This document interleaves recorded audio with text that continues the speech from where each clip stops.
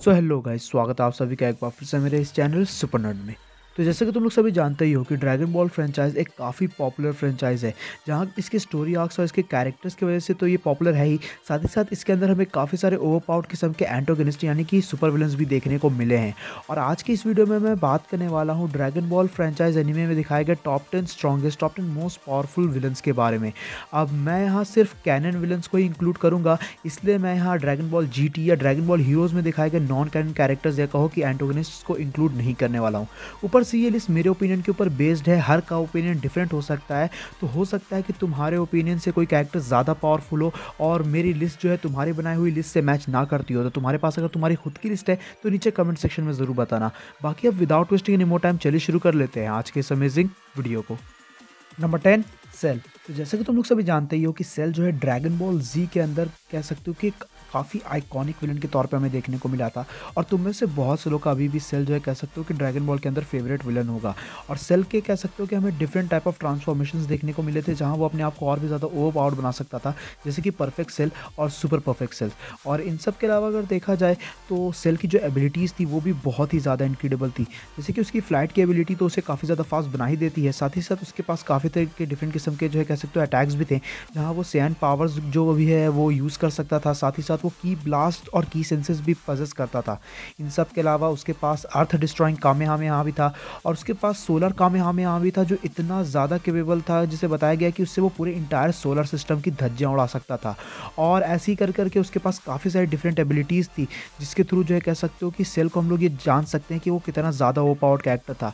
और तो और उसने गोकू और वेजिटा जैसे कैरेक्टर्स को काफ़ी बुरी टक्कर भी दे रखी है, जिसकी वजह से ये ऑब्वियस है कि सेल इस लिस्ट में अपनी जगह बना ही लेता है। नंबर 9, जानिम्बा। तो जानिम्बा के बारे में तुम लोग काफ़ी अच्छे तरीके से जानते हो। ये सच में काफ़ी ज़्यादा ओवरपावर्ड किस्म का विलन निकल के आता है। और तुम लोग जानते ही होंगे कि जानिम्बा की एबिलिटीज़ उसे बहुत ही ज़्यादा इनक्रेडिबल बना देती है, जहाँ उसकी इनक्रेडिबल किस्म की स्पीड और स्ट्रेंथ के बारे में तुम लोग काफ़ी अच्छे तरीके से जानते ही हैं। साथ ही साथ जानिम्बा इतना ज़्यादा पावरफुल किस्म के फायरिंग डिस्ट्रक्शंस को जो है कह सकते हो कि क्रिएट कर सकता है, जो बहुत ही ज़्यादा इनक्रेडिबल होते हैं। इन सब के अलावा वो कॉस्मिक इल्यूजन भी क्रिएट कर सकता है, और वो ईजिली एक ब्लैक होल लेवल का कैरेक्टर है। साथ ही साथ हमने देखा ही है कि उसकी रीजनरेशन की एबिलिटी और उसकी क्लोनिंग की एबिलिटी भी बहुत ही ज़्यादा इनक्रेडिबल निकल के आती है। और उसकी स्पीड तो इतनी ज़्यादा तेज़ है कि उसे पकड़ना भी बहुत ही ज़्यादा मुश्किल हो जाता है। और इसके एक्सेलरेटेड जो है पावर्स हैं वो भी जो है टाइम टू टाइम इंक्रीज़ होते रहते हैं। और वो इल्यूजन स्मैश और कह सकते हो कि शैडो किक जैसी काफ़ी सारी डिफरेंट तरह की चीज़ें भी पजेस करता है, जो उसे कह सकते हो कि काफ़ी ज़्यादा स्ट्रॉन्ग किस्म का अपोनेंट बना देता है किसी भी कैरेक्टर के लिए। नंबर 8, हिरोडिगान। तो अगर देखा जाए तो हिरोडिगान एक बहुत ही ज़्यादा ओवरपावर्ड किस्म का जो है कैरेक्टर निकल के आता है, जो ड्रैगन बॉल जी के अंदर हमें देखने को मिला था। और हम लोग सभी जानते हैं कि ये अपने रास्ते में आने वाले हर चीज़ों को डिस्ट्रॉय कर देता है। जहाँ ऐसा कि हम लोग सभी जानते हैं कि ये काफ़ी ज़्यादा पावरफुल किस्म के फायर बॉल्स क्रिएट कर सकता है। इसके एक्सप्लोसिव वेव्स और जाइगेंटिक फ्लेम से कोई भी नहीं बच सकता है। इन सब के अलावा he can turn into ectoplasm, जिसकी मदद से जो है ये किसी भी तरह के डैमेज को प्रिवेंट कर सकता है और बड़ी आसानी से अपने एनिमी के ऊपर सरप्राइज अटैक कर सकता है। बाकी हिरोडिगान बहुत ही ज़्यादा ओवरपावर्ड है, जहाँ ये अपने हाथों से ही अपने एनिमी को क्रश कर सकता है। साथ ही साथ इसकी जो लाइफ ड्रेनिंग की पावर है वो इसे बहुत ही ज़्यादा ओवरपावर्ड बना देती है। और मुझे बताने की ज़रूरत नहीं है कि हिरोडिगान ऑब्वियसली जानिम्बा और सेल जैसे कैरेक्टर से हमें ज़्यादा ओवरपावर्ड देखने को मिला है ड्रैगन बॉल एनीमे के अंदर। नंबर 7, सुपर बू। तो सुपर बू ऑब्वियसली एक बहुत ही ज़्यादा ओवरपावर्ड कैरेक्टर है जो ड्रैगन बॉल एनीमे के अंदर हमें देखने को मिला है, जहाँ ये ट्रेमेंडस अमाउंट ऑफ पावर और मेंटल कैपेबिलिटी पजेस करता है। साथ ही साथ ये लिटरली जो है डायमेंशनल वॉल्स को रिप अपार्ट कर सकता है। अब अगर देखा जाए तो सुपर बू जो है वो एक्चुअली में उसकी जो पूरी पावर्स है वो डिपेंड करती है उसके एंगर के ऊपर। अगर वो जितना ज़्यादा गुस्सा होगा वो अपने पावर्स एंड एबिलिटीज़ को और भी ज़्यादा हाई लेवल पे यूज़ कर सकता है। इन सब के अलावा इसके की ब्लास्ट जो है बहुत ही ज़्यादा कैपेबल होते हैं। इसके पास कुछ अननोन किस्म की कैपेबिलिटीज़ भी हैं जो एनीमे में अभी तक रिवील नहीं हुई हैं। साथ ही साथ ये जो है किसी भी कैरेक्टर के पावर को एब्जॉर्ब करके उसे श्रिंक कर सकता है, अपने बॉडी को मैनिपुलेट कर सकता है। और इसने जो है काफ़ी ज़्यादा ओवरपावर्ड किस्म के कैरेक्टर्स को भी डिफीट कर रखा है। और इसके जो काफ़ी ज़्यादा ओवरपावर्ड अटैक्स हैं, जैसे कि क्रेज्ड एल्बो हिट, फ्लैश, मैजिक मस्टरलाइजेशन, ये सभी चीज़ें जो इसे बहुत ही ज़्यादा ओवरपावर्ड बना देती हैं। और सुपर बू यानी कि माजिन बू जो है बहुत ही ज़्यादा मिस्टिकल किस्म की एबिलिटीज़ भी पजेस करता है। ओवरऑल जो है ये कुछ गैलेक्टिक अटैक्स भी जो है कह सकते हो कि परफॉर्म कर सकता है, जिसकी कैपेबिलिटी जो है बहुत ही ज़्यादा डिस्ट्रक्शन फैला सकती है, जिसकी वजह से तुम अंदाज़ा लगा सकते हो कि सुपर बू एक बहुत ही ज़्यादा ओवरपावर्ड विलन है। Number 6 golden फ्रीज़ा। अब अगर देखा जाए तो फ्रीज़ा खुद में ही एक काफ़ी आइकॉनिक और एक काफ़ी fan favourite dragon ball franchise का विलन रहा है। लेकिन जब वो गोल्डन फ्रीज़ा फॉर्म अचीव करता है तब उसके बाद उसकी पावर्स एकदम नेक्स्ट लेवल पे पहुंच जाती है। For those of you who don't know कि गोल्डन फ्रीज़ा क्या है, तो ये एक हाई इवोल्यूशन है कह सकते हो कि फ्रीज़ा रेस का, जिसके बाद जो है फ्रीज़ा की एबिलिटीज़ इतनी ज़्यादा इंक्रीज़ हो गई थी कि वो लिटरली एक काफ़ी ओवरपावर्ड कैरेक्टर बन गया था। इसका अंदाज़ा तुम इसी चीज़ से लगा सकते हो कि गोल्डन फ्रीज़ा ने जो है सुपर सैयन ब्लू गोकू और वेजिटेटा से फाइट की है, जो खुद में काफ़ी बड़ी फीट निकल के आती है। अब अगर देखा जाए तो इस फॉर्म के अंदर जाने के बाद, इस ट्रांसफॉर्मेशन में जाने के बाद गोल्डन फ्रीज़ा इतना ज़्यादा कैपेबल बन जाता है कि उसकी स्ट्रेंथ, उसकी स्पीड और उसका स्टैमिना काफ़ी ज़्यादा इंक्रीज़ हो जाता है। उसके की ब्लास्ट और उसके जो पावर्स वगैरह हैं वो बहुत ही ज़्यादा इनक्रेडिबली वास्ट बढ़ जाते हैं। और नो डाउट कि गोल्डन फ्रीज़ा सुपर ब्रू और जानेम्बा जैसे कैरेक्टर्स को डिफीट कर सकता है। अगर पावर लेवल की बात करें तो वो उनसे ऊपर निकल के आता है। Number 5 hit. अब अगर देखा जाए तो तुम लोग जानते ही हो कि हिट जो है यूनिवर्स 6 का सबसे लेजेंडरी असैसिन निकल के आता है। और मैन लिटरली ये कैरेक्टर बहुत ही ज़्यादा बैडआस है। जहाँ देखा जाए तो इसकी सब एबिलिटीज़, सब फीट्स जो है इसे बहुत ही ज़्यादा इनक्रेडिबल बना देती है। इसके पास लॉन्गेविटी का फैक्टर है, ये काफ़ी ज़्यादा पावरफुल किस्म के वाइटल पॉइंट अटैक्स जो है कह सकते हो पजेस करता है। और तो और जो इसकी सबसे कह सकते हो कि गज़ब किस्म की एबिलिटी निकल के आती है वो है टाइम को मैनिपुलेट करना।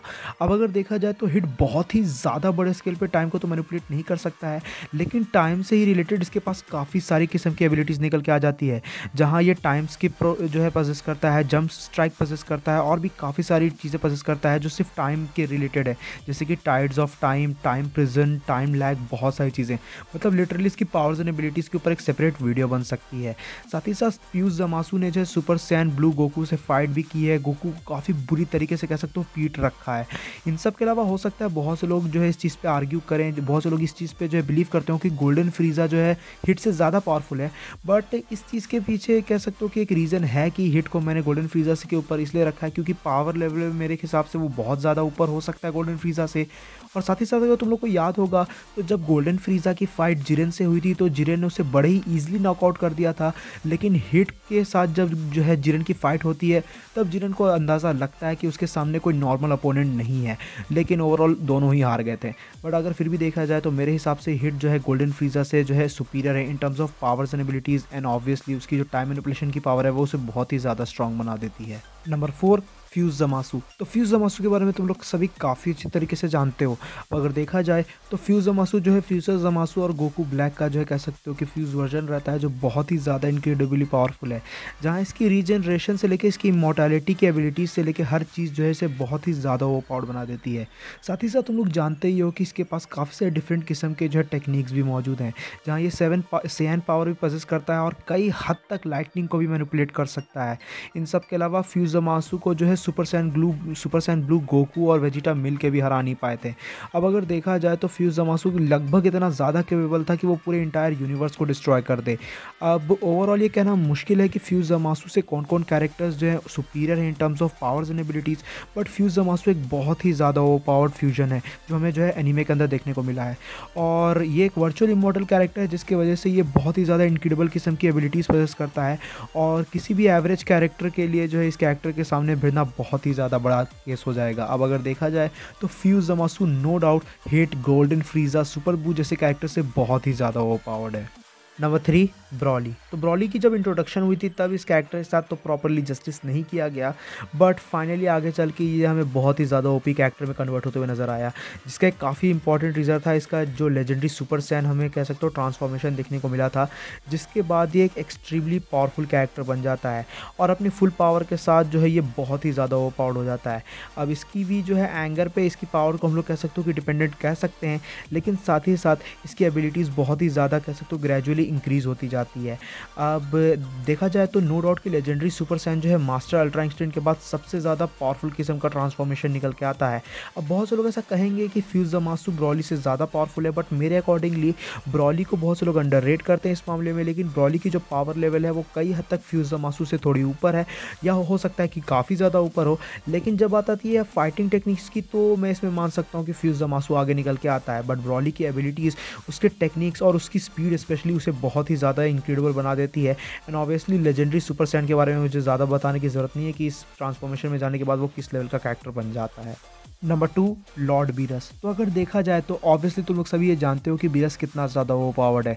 बीरस हमें यूनिवर्स 7 के गॉड ऑफ डिस्ट्रक्शन के तौर पे देखने को मिला है और प्रोबेबली एनीमे के अंदर सबसे पावरफुल गॉड ऑफ डिस्ट्रक्शन निकल के आता है।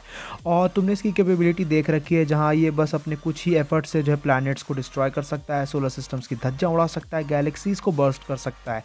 और हो ना हो, लेकिन बीरस ऑब्वियसली एक हाई यूनिवर्सल बीइंग हो सकता है अपने फुल पोटेंशियल के अंदर। अनफॉर्चुनेटली बीरस को हमें कह सकते हो कि अपने फुल पावर के अंदर देखने को तो नहीं मिला है, फुल फॉर्म के अंदर देखने को तो नहीं मिला है एनीमे के अंदर, बट हो सकता है कि आगे चल के इसकी एबिलिटीज़ हमें और भी ज़्यादा अच्छे से देखने को मिले। अब अगर देखा जाए तो इवेंचुअली इसकी जो एबिलिटीज़ है वो इसे बहुत ही ज़्यादा फिजिकली स्ट्रॉन्ग बना देती है स्पेशली, और तो और इसके पास जो हैक्स एबिलिटीज़ हैं सच एज हैकाई, वो भी उसे बहुत ही ज़्यादा ओवरपावर्ड बना देती हैं।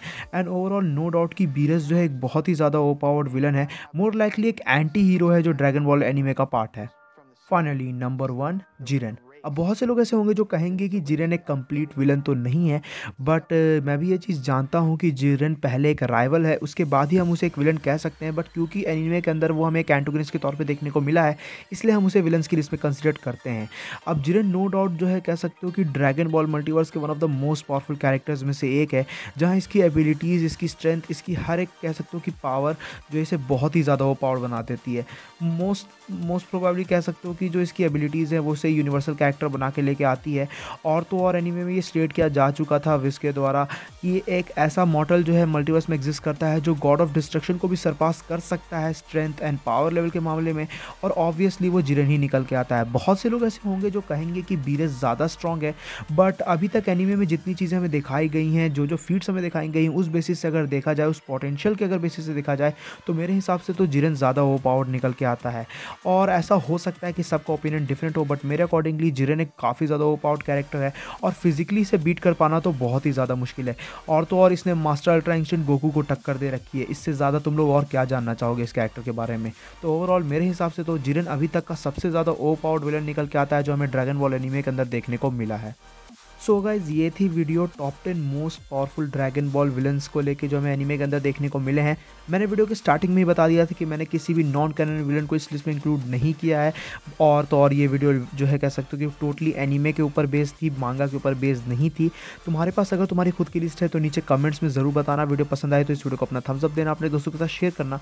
चैनल पर कहीं से भी नए आ गए हो तो चैनल को ज़रूर से सब्सक्राइब कर लेना। मैं मिलूंगा तुमसे ऐसे किसी नेक्स्ट वीडियो में।